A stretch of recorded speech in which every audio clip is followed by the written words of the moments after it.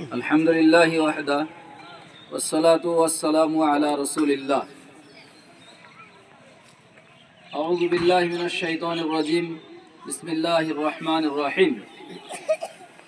ওয়া মা আরসালনাকা ইল্লা রাহমাতাল লিল আলামিন। দেখো, আল্লাহ সুবহানাহু তাআলা আমাদের নবীজি মুহাম্মদ সাল্লাল্লাহু আলাইহি ওয়াসাল্লামকে উদ্দেশ্য করে বলছেন, হে নবী, আমি তোমাকে মানব দানব পশু পক্ষী এক কথায় সৃষ্টি কুলের জন্য রহমত স্বরূপ করে পাঠিয়েছি। ঠিক তারপরে আমাদেরকে উদ্দেশ্য করে আল্লাহ সুবহানাহু ওয়া তাআলা বলছেন, লাকাদ কানা লাকুম ফি রাসূলিল্লাহি উসওয়াতুন হাসানাহ।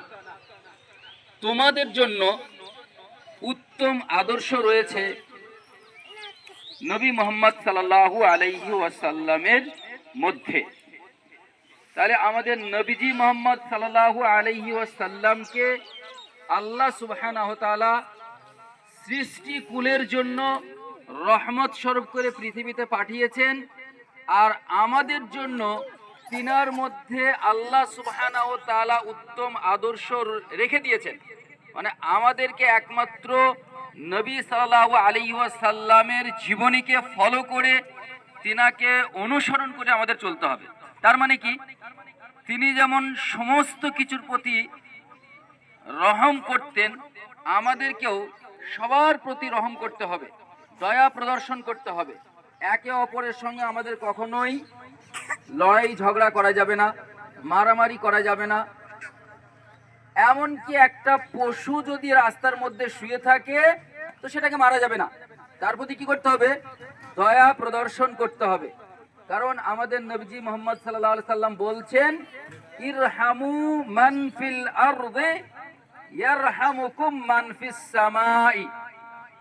তোমরা পৃথিবীবাসীর প্রতি দয়া করো, তাহলে যিনি আকাশে আছেন উনি তোমাদের প্রতি দয়া করবেন।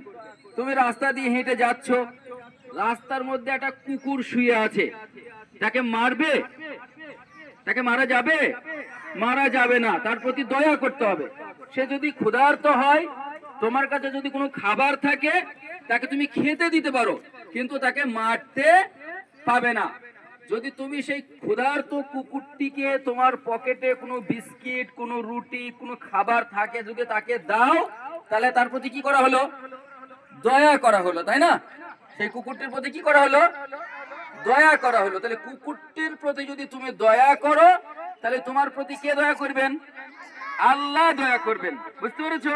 সেই জন্য কখনোই কোনো পশু পক্ষী কীট পতঙ্গ কোনো কিছুকেই মারধর করা যাবে না। সব সময় তাদের প্রতি আমাদের কি করতে হবে? দয়া করতে হবে। সবসময় তাদের প্রতি কি করতে হবে? দয়া করতে হবে। ঠিক তেমনই নিজেদের মধ্যে, তোমাদের নিজেদের মধ্যে একে অপরের সঙ্গে কি করা যাবে না? মারামারি করা যাবে না, বরং একে অপরকে ভালোবাসতে হবে। আমরা যদি একে অপরকে ভালোবাসি, তাহলে আমাদেরকে কে ভালোবাসবেন? আল্লাহ আমাদেরকে ভালোবাসবেন। বুঝতে পেরেছো? এই ভালোবাসাটাই আমাদের দরকার, আল্লাহর ভালোবাসাটাই আমাদের দরকার।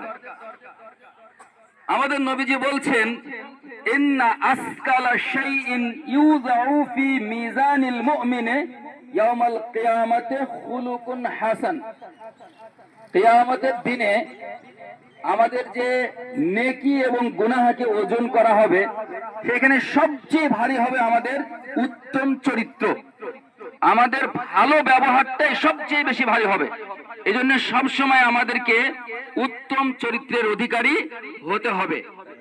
দেখো, নবীজি বলছেন, মান উতিয়া হাজ্জাহু মিনার রিফকে উতিয়া হাজ্জাহু মিন খায়রিদ দুনিয়া ওয়াল আখিরাহ। যাকে নম্রতা, ভদ্রতার একটু অংশ দান করা হলো, তাকে পৃথিবীর এবং পরকালের সমস্ত কল্যাণ দান করা হলো। আর মান হারুমা হাজ্জাহু মিনার রিফকে হারুমা হাজ্জাহু মিন খায়রিদ দুনিয়া ওয়াল আখিরাহ। যাকে এই নম্রতা, ভদ্রতা থেকে বঞ্চিত রাখা হলো, যার ভিতরে এই গুণাবলী দেওয়া হলো না, যার ভিতরে নম্রতা ভদ্রতা রইল না, সে যেন ইহকাল ও পরকালের যাবতীয় কল্যাণ থেকে বঞ্চিত হয়ে গেল। এই জন্যে আমাদেরকে সবসময় নম্র ভদ্র হতে হবে। আল্লাহর কাছে দোয়া করি আল্লাহ আমাদের সকলকেই নম্র ভদ্রতা আমাদের ভিতরে সঞ্চয় করার তৌফিক দান করুন। আমিন। আসসালামু আলাইকুম ওয়া রাহমাতুল্লাহ।